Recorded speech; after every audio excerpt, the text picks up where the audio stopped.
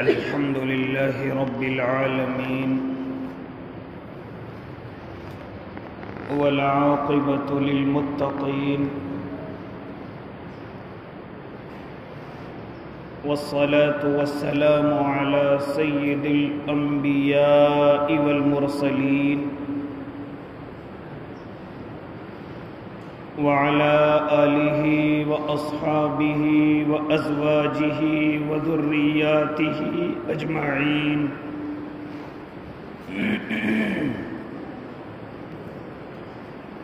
أما بعد فأعوذ بالله من الشيطان الرجيم بسم الله الرحمن الرحيم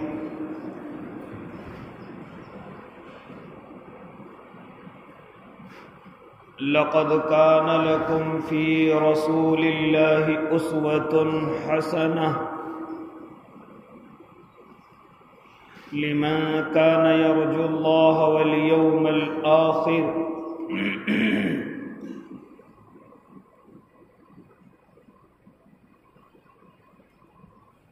إلى آخره صدق الله العظيم وصدق رسوله النبي الكريم ونحن على ذلك من الشاهدين والشاكرين والحمد لله رب العالمين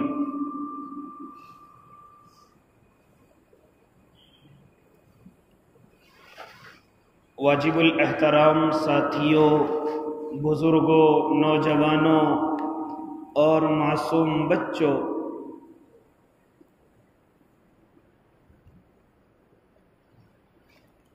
اسلامی مہینوں کے اعتبار سے یہ تیسرا مہینہ شروع ہو گیا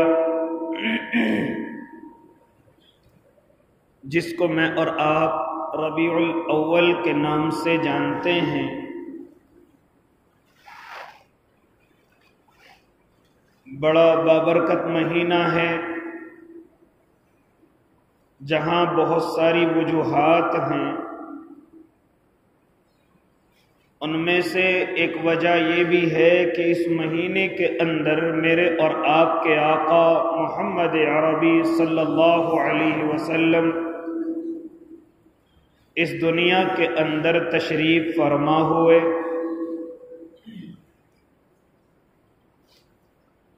آپ اس دنیا کے اندر تشریف لائے، ایک بڑا عظیم واقعہ اور بڑا اہمیت کا حامل یہ واقعہ پیش آیا اس دنیا کے اندر۔ اس سے عظیم واقعہ نہ کبھی پیش آئے گا، نہ آیا ہے۔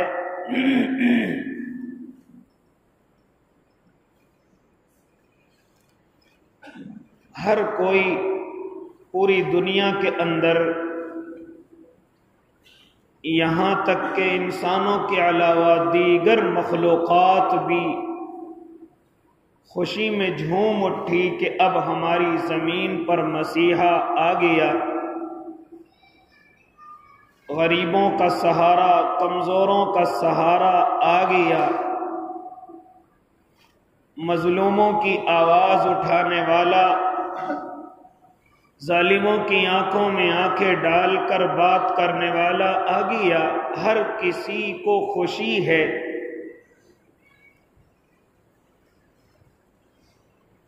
لیکن میرے بھائی، میں اور آپ جس دین اور جس اسلام پر چلتے ہیں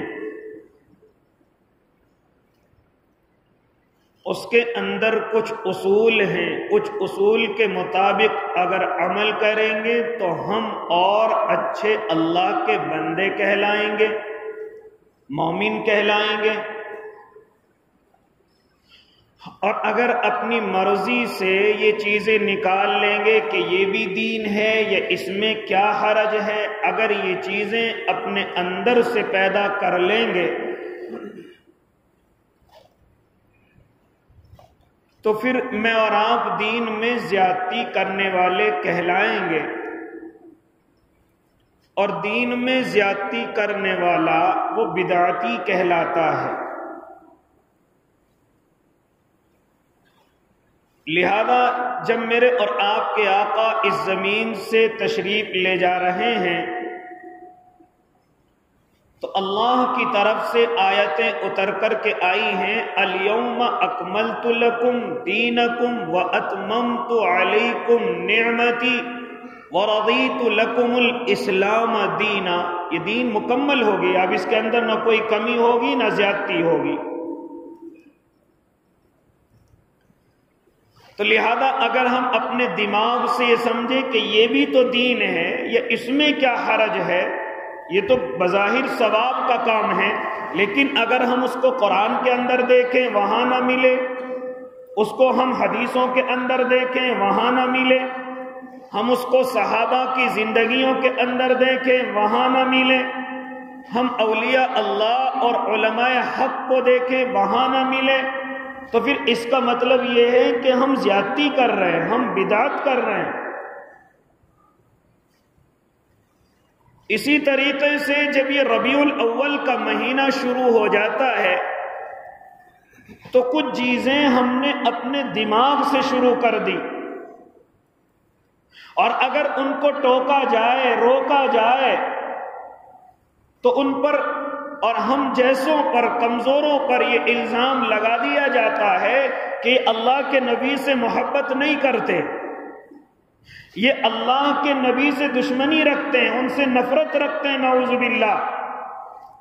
حالانکہ ان کو سمجھایا یہ جاتا ہے کہ جس کام کو تم کر رہے ہو یہ شریعت کے اندر نہیں ہے، یہ قرآن کے اندر نہیں ہے، یہ حدیث کے اندر نہیں ہے، یہ صحابہ کی زندگیوں میں نہیں ہے۔ اگر ہم سمجھانے کی کوشش کریں تو ہم پر یہ الزام لگا دیا گیا کہ صاحب یہ تو اللہ کے نبی سے محبت ہی نہیں کرتے، یہ تو ان سے نفرت کرتے ہیں، یہ تو ان کی پیدائش پر خوشی نہیں ہوتے، یہ تو آج کے دن کو عید ہی نہیں مناتے۔ لہذا میرے بھائی، میں ان لوگوں کے لیے بڑے محبت سے اور بھائی ہونے کے ناطے سے یہ گفتگو کرنے چلا کہ ہم نہ نفرت کرتے ہیں، نہ ہمارے دلوں میں کوئی کجی ہے، بلکہ ہم آپ کو یہ سمجھانے کی کوشش کر رہے ہیں کہ جو چیز شریعت کے اندر نہیں ہے آپ اس پر نہ خود عمل کیجئے نہ دوسروں کو کرائیے، ورنہ یہ چیز بڑھتی بڑھتی ایک گناہوں کی آماجگاہ بن جائے گی، اس کے اندر گناہ شروع ہو جائیں گے کہ جس طریقے سے حضرت عیسیٰ علیہ الصلاۃ والتسلیم اس زمین پر تشریف لاتے ہیں، 300 سال کے بعد عیسائیوں کو یہ بات سمجھ آتی ہے، ارے کیوں نہ ہم حضرت عیسیٰ کی پیدائش کا دن منائیں، جس کو ہم 25 دسمبر کہتے ہیں، ہم اس میں ان کا دن منائیں جس کو کرسمس ڈے آج کہا جاتا ہے، لہذا اس دن کو منائیں۔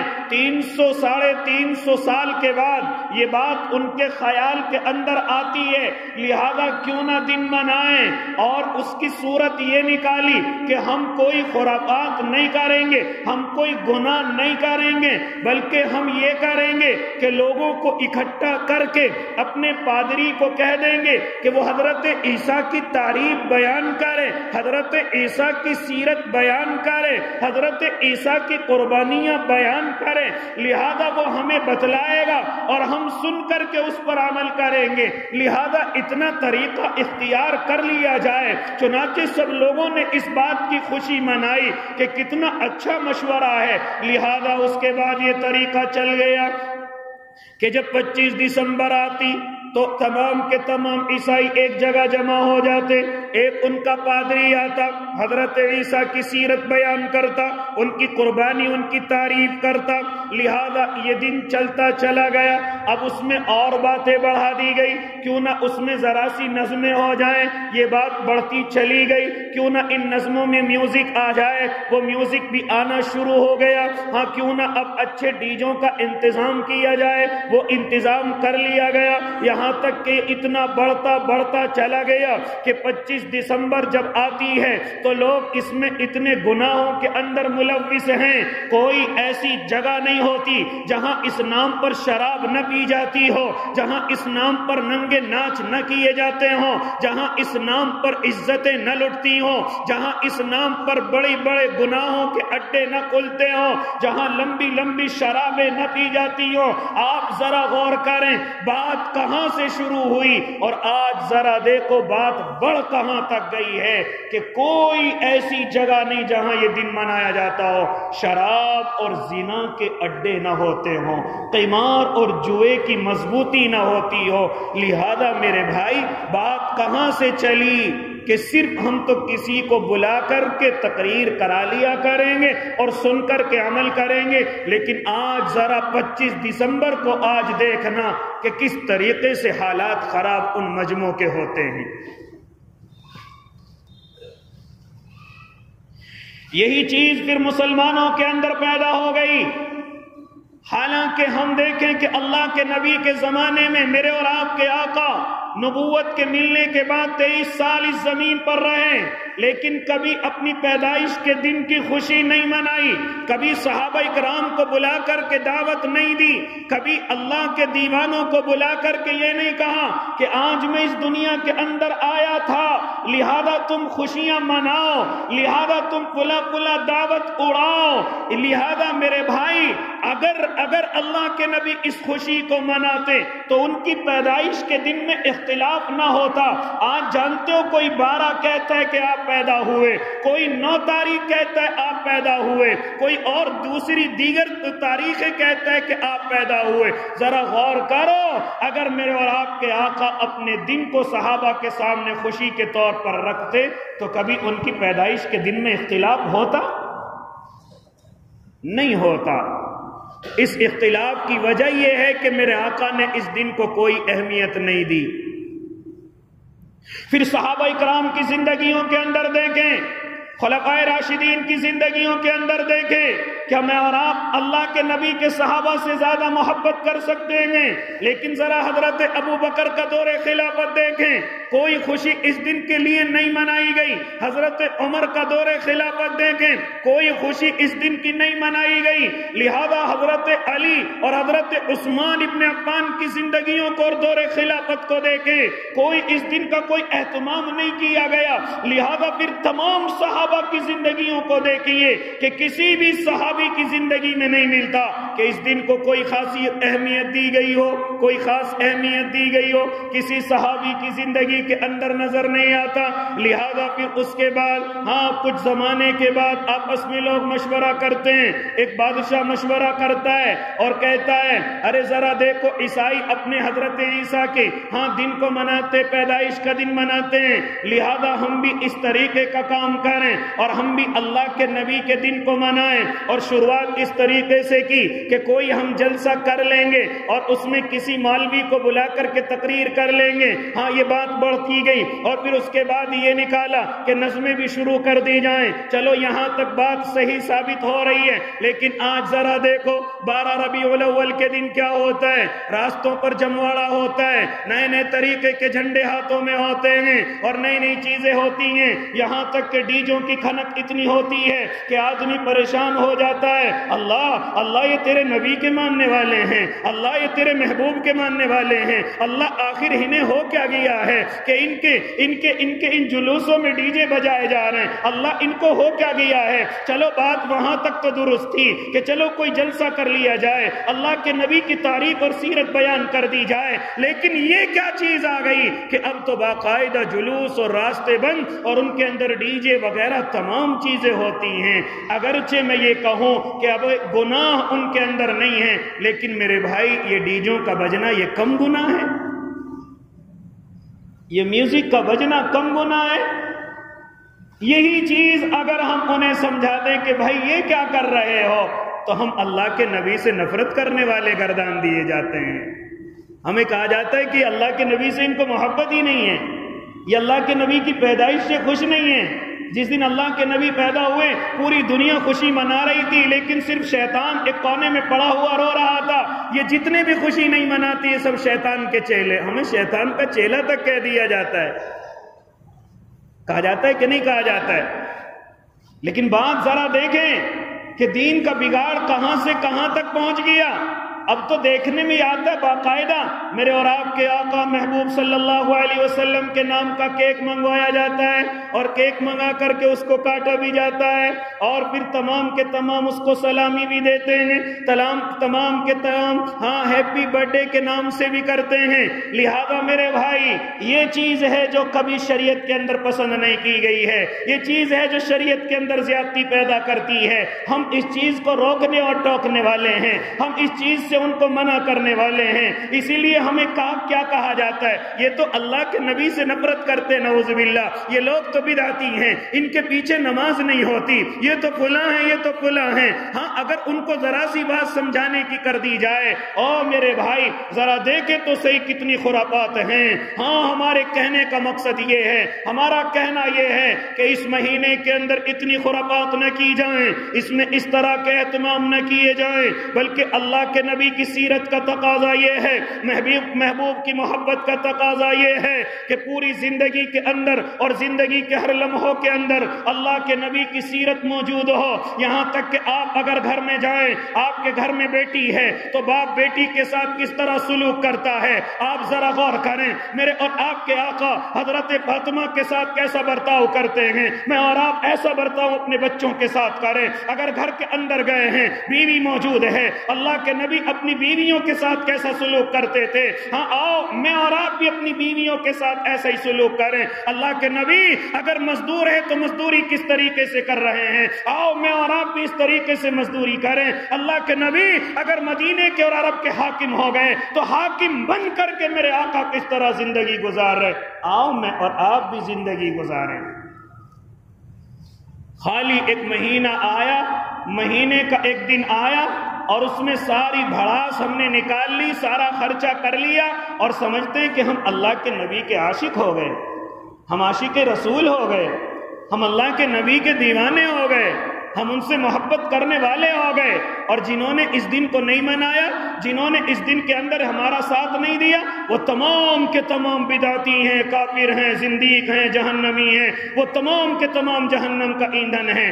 یہ ہے ہماری اور ان کی لڑائی، ورنہ کوئی دشمنی نہیں ہے۔ ہم کہتے ہیں جو چیز شریعت کے اندر نہیں ہے اگر اس کو بگاڑو گے تو شیطان راضی ہوگا، اللہ ناراض ہوگا، اس چیز سے باز آ جاؤ۔ بات سمجھ آ گئی؟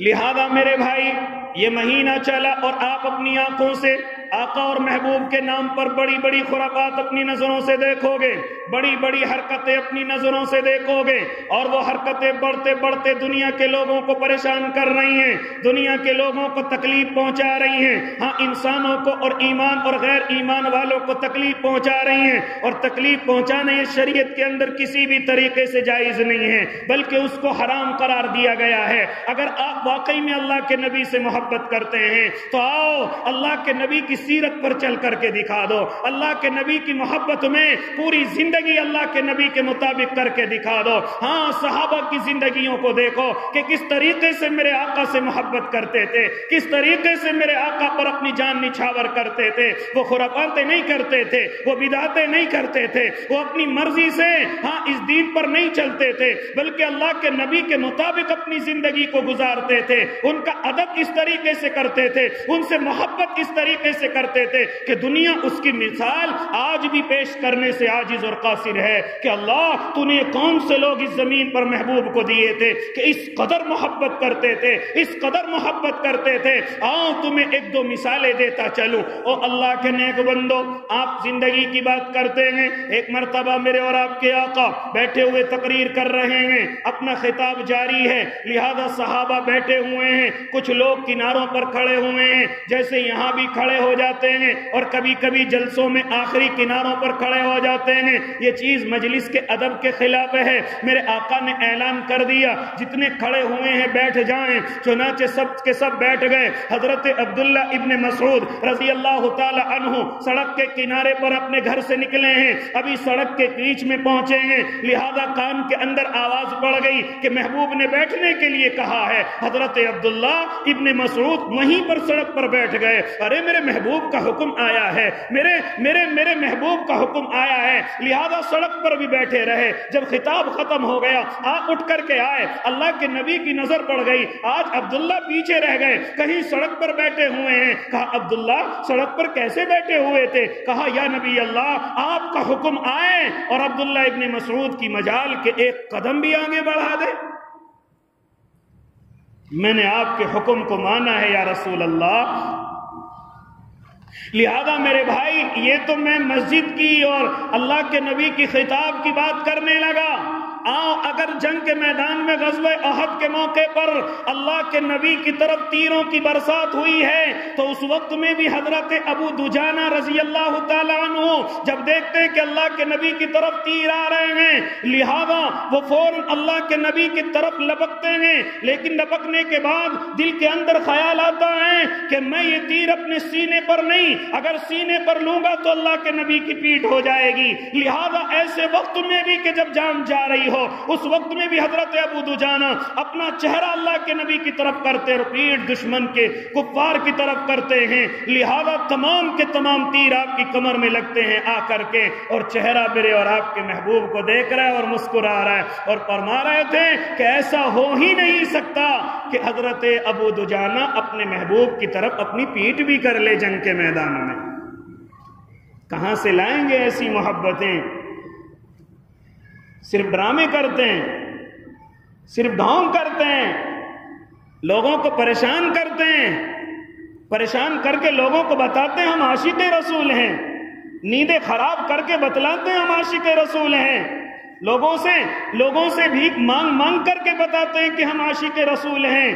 لہذا یہ چیزیں عشق رسول کے لیے نہیں ہیں بلکہ یہ سب کے سب ڈرامے ہیں, یہ سب کی سب بدعتیں اور دین کے اندر زیادتیاں ہیں. لہذا میرے بھائی آؤ اگر اللہ کے نبی سے محبت ہے واقعی میں تو آپ ذرا دیکھیں حضرت عثمان ابن عفان کو صلح حدیبیہ کے موقع پر حضرت عثمان ابن عفان کو اللہ کے نبی نے بھیجا کہ ہم یہیں حدیبیہ کے موقع پر رک جاتے ہیں, آپ مکے کے اندر جا کر کے سرداروں سے بات کریں. لہذا سرداروں سے جا کر کے کہیں کہ اللہ کے نبی عمرہ کرنے کے لیے آئے ہیں, کوئی ہتھیار سجا ہوا نہیں ہے, صرف عمرہ کر کے واپس لوٹ جائیں گے. حضرت عثمان ابن عفان ہاں مکہ المکرمہ کی زمین پر قدم رکھتے ہیں, ایک رات وہاں آرام کر کے صبح کے وقت چلتے ہیں تو ان کے چچا زاد بھائی دیکھتے ہیں کہ عثمان کا پائجامہ آدھی پنڈلی تک پہنچا ہوا ہے, عثمان کی لنگی آدھی پنڈلی تک پہنچی ہوئی ہے رضی اللہ تعالی عنہ. لہذا وہ دیکھتے ہیں اور کہتے ہیں ارے عثمان ابن عفان یہ تم نے کیا کر رکھا ہے, یہاں یہ چودراہٹ ہے, یہاں یہ بڑا پن سمجھا جاتا ہے کہ تمہاری لنگی یا پائجامہ تمہارے ٹخنے سے جتنے نیچے ہوگا اتنی تمہاری عزت ہوگی, اتنی تمہاری چودراہٹ کے اندر نکھار آئے گا. تم مکے کے بڑے بڑے سرداروں سے ملنے جا رہے ہو, تم مکے کے بڑے بڑے امیروں سے ملنے جا رہے ہو, یہ کیا ہے کہ تم نے اپنا یہ ازار اپنا یہ پائجامہ اپنی لنگی اوپر چڑھا رکھی ہے, ذرا چودھریوں کی طرح اس کو نیچا کر لو. کیا فرمایا تھا حضرت عثمان نے, اپنی زبان کو بند کر لو, میں نے اپنے محبوب کو دیکھا یہ میرے محبوب کی طرح ہے, کسی کی چودراہٹ مٹی میں ملتی ہو تو ملنے دے, میں اپنے محبوب کے طریقے کو نہیں چھوڑوں گا.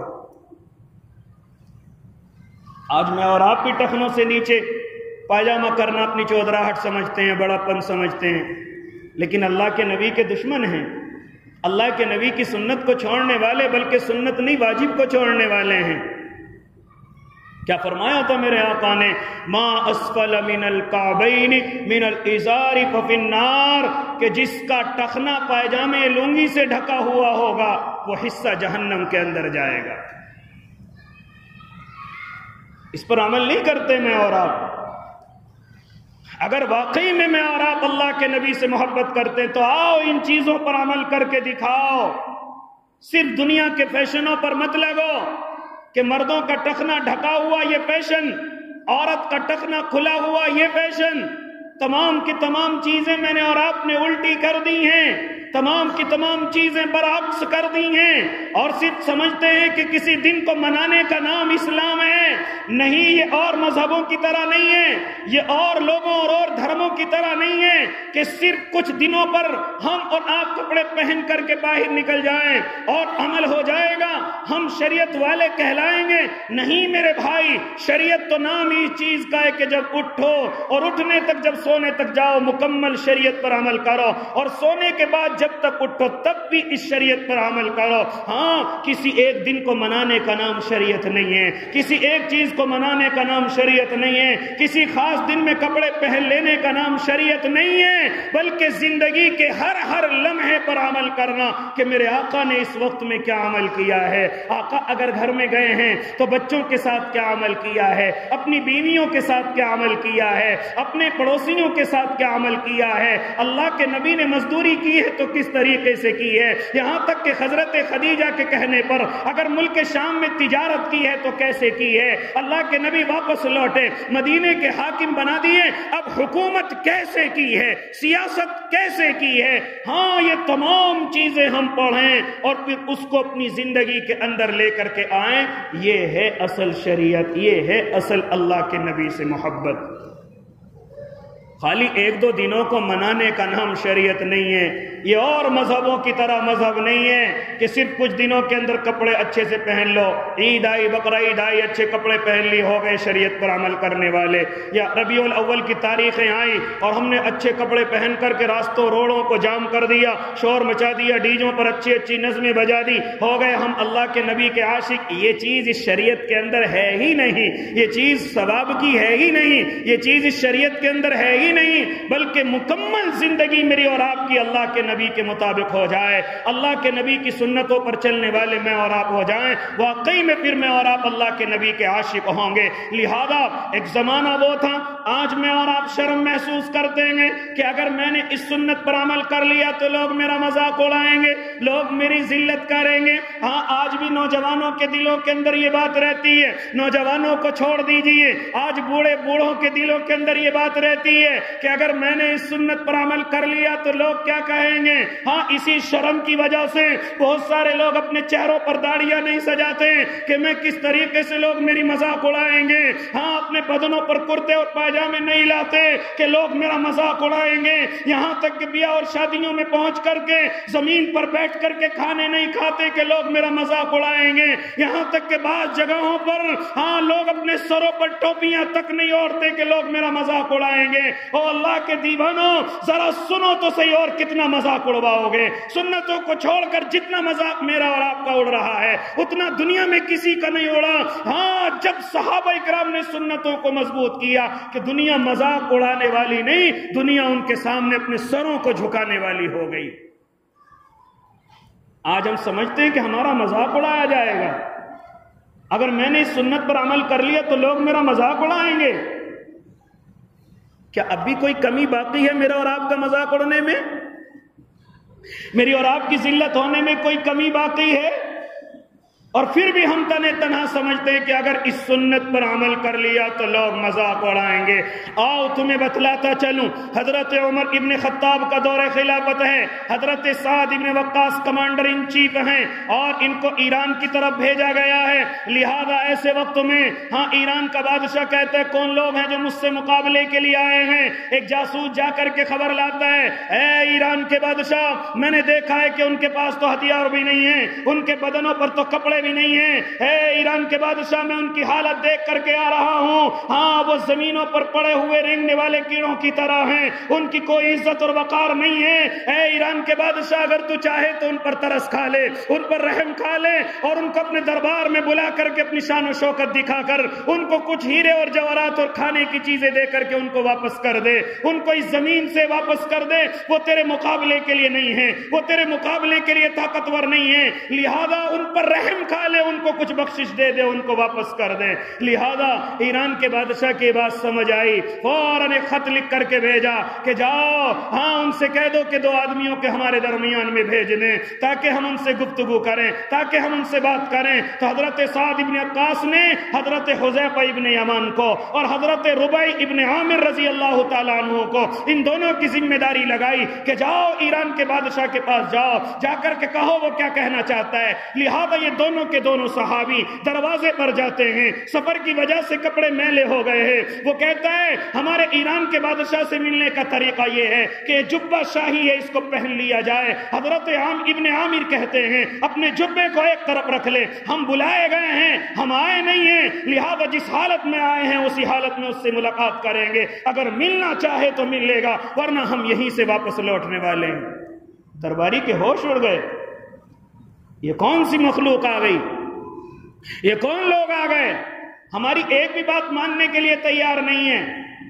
لہذا وہ اندر کہنے کے لیے گیا کہ کچھ لوگ آپ سے مسلمانوں کی طرف سے ملنے کے لیے آئے ہیں، کپڑے میلے کچیلے، لیکن ہمارا جبہ پہننے کے لیے تیار نہیں ہے، آخر ان کا کیا کیا جائے؟ کہا کہ اسی حالت میں لایا جائے۔ چنانچہ اسی حالت میں بادشاہ کے دربار میں لایا گیا۔ اس وقت کیسر و کسریٰ کی عادت یہ ہے کہ آپ کرسی پر بیٹھے ہوئے ہیں اور تمام درباری سامنے کھڑے ہوئے ہیں۔ حضرت حذیفہ شور مچا کر کے کہتے بادشاہ ہم تیرے بلائے ہوئے ہیں، خود نہیں آئے ہیں۔ ہمارے محبوب کا طریقہ یہ ہے کہ جس طریقے سے ایک کے بیٹھنے کا انتظام ہو، سب کے بیٹھنے کا وہی انتظام ہو، کوئی بڑا اور چھوٹا نہیں، کوئی بادشاہ اور رعایا نہیں، کوئی آقا اور غلام نہیں۔ اگر ہم سے بات کرنی ہے تو ہمارے لیے کرسیاں منگوائی جائیں، ورنہ خود کھڑے ہو کر کے جس طرح ہم کھڑے ہوئے ہیں اگر گفتگو کرنی ہے تو کریے، کیونکہ ہم نبی کے دیوانے ہیں، ہم اللہ کے نبی کے عاشق ہیں۔ اکیلے تنے تنہا اس کے دربار میں گفتگو ہو رہی ہے۔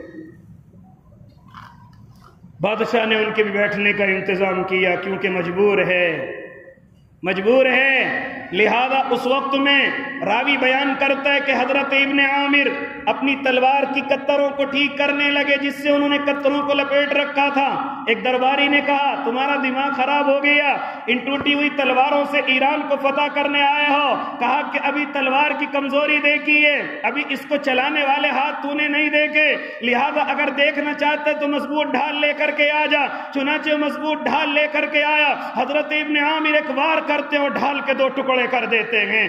درباری حیران ہیں، تمام کے تمام لوگ حیران ہیں، آخر یہ کون سی طاقت ہے جو ہمیں دکھائی نہیں دے رہی، جو ہمیں نظر نہیں آ رہی؟ حضرت ابن عامر کہتے لوگوں اسی طاقت کی طرف تمہیں بلانے آئے ہیں، آؤ کلمہ پڑھ لو اور کلمہ پڑھ کر کے اس طاقت کے غلام بن جاؤ، اسی طرف تو بلانے آئے ہیں۔ لہذا گفتگو اور زیادہ لمبی ہو جائے گی۔ او اللہ کے نیک بندو، وہ سنتوں پر عمل کرنے والے پوری دنیا پر چھا گئے، اور ہم سمجھتے ہیں کہ اگر اس سنت پر عمل کر لیا تو ہمارا مذاق اڑایا جائے گا، لوگ ہم سے بات نہیں کریں گے، لوگ ہم سے کاروبار نہیں کریں گے۔ یہ کس نے آپ لوگوں سے کہہ دیا، یہ کس نے آپ کو بہکا دیا کہ لوگ آپ سے بات نہیں کریں گے؟ کیوں لوگوں کو اپنی ضرورت بناتے ہو؟ اپنی ضرورت اپنے اللہ کو بناؤ، اپنی ضرورت اپنی طاقت کو بناؤ۔ کیوں میں اور آپ یہ دل میں لیے بیٹھے ہیں کہ فلاں آدمی سے میرا کام ہوگا، فلاں آدمی سے میرا کام بن جائے گا؟ اگر یہ شرک نہیں ہے تو اور کیا ہے؟ کام بنانے والی ذات تو اللہ ہے۔ مسلمان تیرا کام کب سے دنیا کے لوگ بنانے لگے؟ کب سے تیرا کام یہ نیتا بنانے لگے؟ کب سے تیرا کام یہ پارٹیاں بنانے لگی؟ تیرا کام تو ہمیشہ اللہ نے بنایا اور بناتا رہے گا، اور بناتا ہے، آج بھی بنا رہا ہے۔ لہذا تیرا یہ یقین کیسے ہو گیا کہ میرا فلاں کام فلاں بنا رہا ہے، یا فلاں میری طرف ہو جائے تو میرا کام بن جائے، اگر فلاں میری طرف دیکھ لے تو میرا کام بن جائے، اگر فلاں آدمی سے میری ملاقات ہو جائے تو میرا کام بن جائے؟ اسی چکر میں تو اور غربت کی طرف جا رہا ہے، اور کمزوری کی طرف جا رہا ہے۔ ہاں، اپنے محبوب کے طریقے پر آ جا کہ سب کچھ کرنے والا میرا اللہ ہے۔ لہذا میرے بھائی، تو میں گفتگو یہ کرنے چلا تھا کہ اللہ کے نبی کے لیے کچھ دن منانا اور یہ کہنا کہ یہ ہم اللہ کے نبی سے محبت کرتے ہیں، ان کی شریعت پر چلتے ہیں، نہیں میرے بھائی، پوری زندگی کے ہر لمحے میں محبوب کے مطابق چلنا یہ اصل شریعت ہے، یہ اصل دین ہے۔ لہذا میرے بھائی، مجھے اور آپ کو چاہیے کہ میں اور آپ پوری زندگی اپنے اللہ کے نبی کے مطابق بنائیں، اپنا ظاہر بھی اللہ کے نبی کے مطابق، اپنا باطن بھی اللہ کے نبی کے مطابق۔ یہ نہیں کہ کوئی مہینہ شروع ہو گیا اب اب ہم نے اس میں واویلا مچانا شروع کر دیا کہ چلو اللہ کے نبی کی کچھ محبت ظاہر کر دیں. یہ محبت ظاہر ہونے والی چیز نہیں ہے، محبت پر عمل کیا جاتا ہے. آؤ اپنی بیٹیوں کے ساتھ اچھا سلوک کرو، آؤ اپنی اولادوں کے ساتھ اچھا سلوک کرو محبوب کے مطابق، آؤ اپنی بیویوں کے ساتھ اچھے سلوک کرو نبی صلی اللہ علیہ وسلم کے مطابق، آؤ اپنے پڑوسیوں کے ساتھ اچھے سلوک کریں. ویسے تو ہم شور مچا رہے ہیں کہ اللہ کے نبی کے دیوانے ہیں، لیکن ذرا پڑوسیوں کو دیکھیں کہ بول چال ہوئے کئی دن ہو گئے. ذرا سی باتوں پر لڑائیاں پڑوسیوں سے، بات چیت تک نہیں کرتے پڑوسیوں سے. کہتے ہیں ہم اللہ کے نبی کے عاشق ہیں، نمازوں کے پابند ہیں، رشتہ داروں سے بولے ہوئے کئی زمانے ہو گئے، اور کہتے ہیں کہ ہم اللہ کے نبی کے عاشق ہیں. بیٹا باپ سے بات نہیں کرتا اور کہتا ہے کہ میں اللہ کے نبی کا عاشق ہوں. باپ بھی بیٹے سے بڑے دن ہو گئے گفتگو نہیں کرتا اور کہتے ہیں کہ دونوں کے دونوں ہم اللہ کے نبی کے عاشق ہیں. یہ کہاں سے عشق آ گیا؟ کوئی غریب آ گیا اس کی مدد نہیں کر سکتے، کہتے ہیں ہم اللہ کے نبی کے عاشق ہیں. کوئی بیچارہ مظلوم آ گیا اس کا ساتھ نہیں دے سکتے، کہتے ہیں ہم اللہ کے نبی کے عاشق ہیں. کوئی بھوکا آ گیا ہم اس کو کھانا نہیں کھلا سکتے اور کہتے ہیں کہ نبی کے عاشق ہیں. کوئی بیچارہ بغیر کپڑوں کے برہنہ ہمارے سامنے کہ میرے پاس کپڑا نہیں ہے، میرے پاس علاج کے لیے پیسے نہیں ہیں، میں اور آپ اس کی مدد نہیں کر سکتے، اور کہتے ہیں ہم اللہ کے نبی کے عاشق ہیں، کہتے ہیں ہم اللہ کے نبی کے دیوانے ہیں. محبوب کا حال تو یہ ہے کہ اگر کوئی بھوکا آ گیا تو اپنے کئی وقت میں جو کھانا آیا وہ اس بھوکے کو کھلا دیا. ہم کہتے ہیں ہم اللہ کے نبی کے عاشق ہیں. اس جھوٹ پر ہمیں ذرا سی بھی شرم نہیں آتی. اس لیے میرے بھائی، اگر واقعی میں اور آپ اللہ کے نبی کے عاشق ہیں تو ظاہر سے زیادہ اپنے دل کو سنواریں، اپنی زبان کو سنواریں، اپنے گھروں کے حالات ٹھیک کریں، اپنے بیوی بچوں کے ساتھ اچھے سلوک کریں، اپنے رشتہ داروں کے ساتھ اچھے سلوک کریں، اپنے پڑوسیوں کے ساتھ اچھے سلوک کریں، بھوکوں کو کھانا کھلائیں، برہناؤں کو کپڑے پہنائیں، غریبوں کو اپنے سینے سے لگائیں، مظلوموں کی آوازیں اٹھائیں. لہذا اگر واقعی میں اللہ کے نبی سے عشق ہے، یہ نہیں کہ ایک دن آ گیا اس کو منا لینا، یہ اللہ کے نبی کا عشق ہے. لہذا ارادہ کرتے ہیں کہ پوری زندگی اللہ کے نبی کی انشاءاللہ زندگی پر عمل کریں گے نا. کیا فرمایا میرے اللہ نے؟ لَقَدْ كَانَ لَكُمْ فِي رَسُولِ اللَّهِ أُسْوَةٌ حَسَنَةٌ. ہم نے اپنے محبوب کو تمہارے درمیان میں بھیجا تاکہ تم ان کی نقل اتارو، تاکہ تم ان کی طرح اپنی زندگی کو بناؤ، ان کی طرح اپنی زندگی کو سنوارو. ہم نے اپنے محبوب کو اس لیے بھیجا کہ لوگ اللہ پر جو آخرت پر ایمان رکھتے ہیں وہ بھی اپنے نبی کے مطابق اپنی زندگی کو گزارے اور اللہ کا خوب ذکر کرے، اللہ کا خوب ذکر کریں گے نا بھائی انشاءاللہ. اس کے علاوہ میں آپ سے گفتگو کرنے لگا. ہماری یہ مسجد ہے، کئی مہینے سے میں آپ کے درمیان میں نہیں آ رہا تھا، بات چیت ہو رہی تھی، لیکن اس کا نقصان یہ ہوا کہ اس وقت میں تقریباً زیادہ نہیں 2 مہینے کی تنخواہیں امام اور مؤذن کی ہو رہی.